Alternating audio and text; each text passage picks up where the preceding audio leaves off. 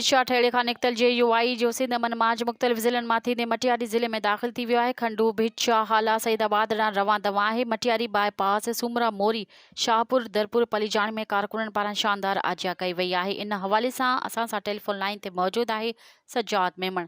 जी सज्जाद, वधीक तफ़सीलुनि खां अॻु कजो, छा तफ़सीलात आहिनि?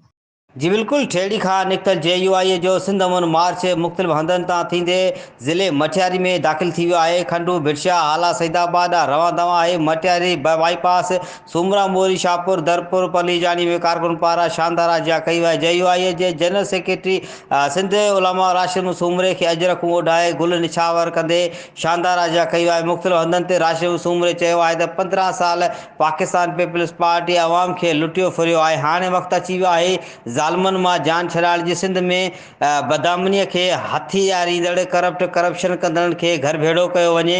सिंध अमन मार्च जो मक़सदु आहे त सिंध सूबे बुज़ुर्गनि जी धरती आहे, उनखे हिकु भेरो अमन जो गवारो बणाईंदासीं। अलामा राशिद सूमरे चयो आहे त सिंध जूं ज़मीनूं भुॻड़ जी मुठ ते खपायूं वयूं आहिनि। सिंध जा ॿेट, सिंध जा वसीला धारनि जे हवाले कया विया आहिनि। बशीर खान कुरैशी जा कातिल शहीद ख़ालिद महमूद सूमरे जे क़त्ल केस में असां सां इंसाफ़ नथो कयो वञे। सिंध अमन मार्च काफ़िलो मटियारी ज़िले जे मुख़्तलिफ़ शहरनि ॾांहुं रवां दवा आहे। जी वॾी महिरबानी तफ़सीलात खां आगाही ॾियण। मज़ीद ख़बरनि ऐं तफ़सीलात लाइ विज़िट कयो असांजी वेबसाइट www.awamiNewsHD.com ऐं ॾिसंदा रहो अवामी न्यूज़ HD।